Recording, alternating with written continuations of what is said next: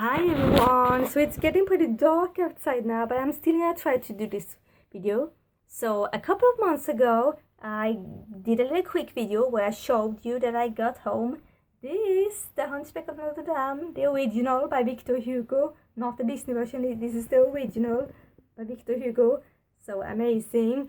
And yeah, today I finished reading it. Yay! I'm so happy for it. It was over 600 pages and was like 11 or 12 books inside the book. So yeah, I am so happy to finally finish it.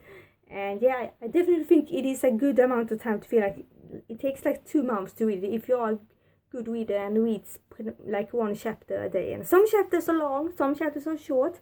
So I definitely think you should be able to get by it by a couple of months. And this is an adult novel, of course. So of course this is pretty much something made for adults, but yeah, I want to do a review here anyway. So yeah, this video will contain spoilers, so if you haven't read the book and don't want to have spoilers, I totally recommend you do that first. So yeah, without further ado, let's get into it.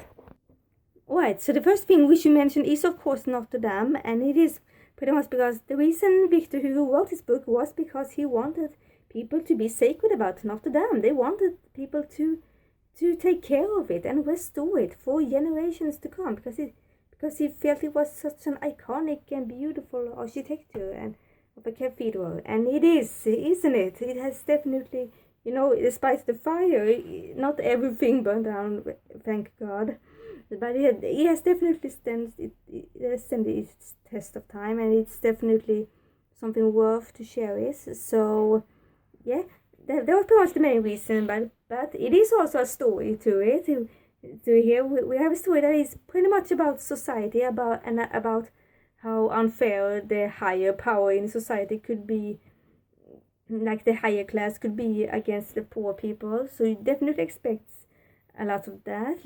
And this is particularly about how unfair the church could be against the poor people. But more importantly, then it is about that the poor then could make an uproar against the church and stuff like that. So I really like that. It kind of shows that just because you're in a high class, that doesn't mean that you have all the power in the world, and that doesn't mean that it's just not just the appearances or the most importance and stuff like that. It is the inside that counts. So yeah, you can definitely fight back at you if you are treating someone unjustly. But yeah, it's still a very tragic story. So you have to be someone that have the guts to read something that is very tragic and where it might not end happily for everyone. But still, it is a very good book. So it is basically about a lot of characters and the things they are going through. We have someone named Gringoire. He's a poet, and we have of course Claude Frollo, who is a priest here, and his brother Shihan Frollo is a little bit in it too, and we have Quasimodo, of course, the bell ringer Notre Dame, and we have Esmeralda, the beautiful dancer, which is very much a stereotypical beautiful dancer and very young here. But she's really nice and really still very mysterious. I really like that. And yeah, but it's very much a story here where these characters kind of fall for Esmeralda, like Frollo and Quasimodo and Phoebus and Gringoire. They all kind of falls for her in different ways.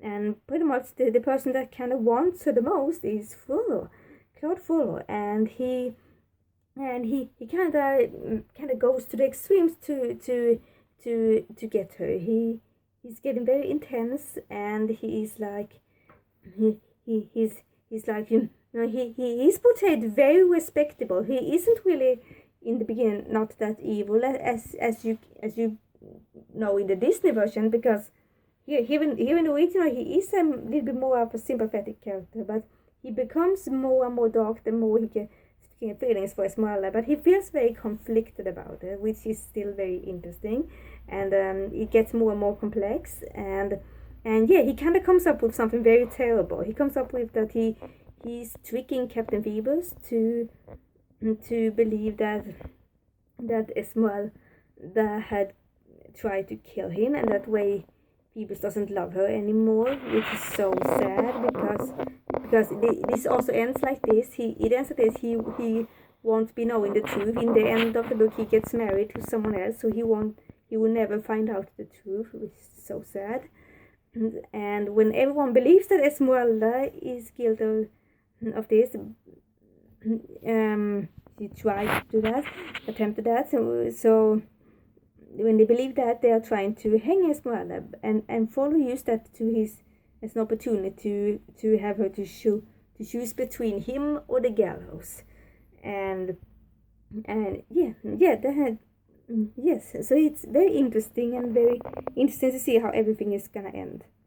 And a very interesting detail. This is a huge spoiler. It is that there is a part of the book where there is a mother that have lost her child for like 15 years, and during these 15 years he had been so much into despair that she had become a recluse, and then towards the end of the story she and Esmeralda finds out together that Esmeralda is their lost child, and that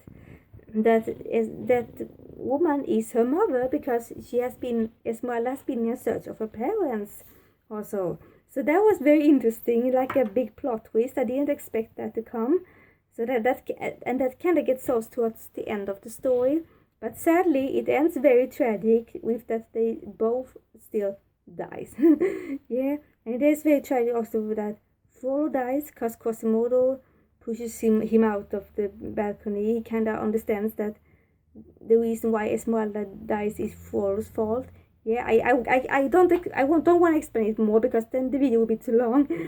So yeah, there's a lot of complexity going on. Some stuff that are half misunderstanding and half understanding, and very tragic that you can sometimes you are very close to something that is happiness, but then yet so far away, and yeah. So it really is that kind of tragic story, and it ends with Quasimodo's skeleton hugging Esmeralda. He's going to the place where Esmeralda's body is left, and he's sitting there until he dies himself and becomes a skeleton. And when Esmeralda's skeleton is getting carried away from him, he becomes dust. So yeah, you get that. So it's very dark. So if you like dark stuffs and little sad stuffs, if you have the guts to read that, and at the same time get a little known about this iconic cathedral, I would definitely recommend this book. I really like this. I would still say I like the Disney version more, but I really like this, and I can understand why it is so beloved. It describes this beautiful cathedral, and it also has some very interesting characters with a lots of strong emotions.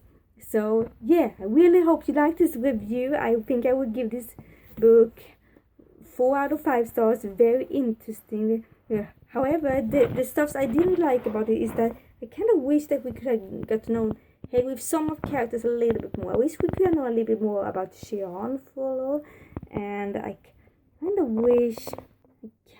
wish also we could have got to know a little bit more about Frollo, because he's also supposed to be like an alchemist, but that is mentioned very briefly in this book I experienced. So it is. So yeah, I kind of wish they could have explored that part a little bit more. That would have been interesting. But other than that, I think this is a really good classic, which you definitely should take your time to read when you get the chance. So yeah, hope you like this video, and don't forget to like and subscribe, and leave a super awesome comment on Instagram. Bye everyone.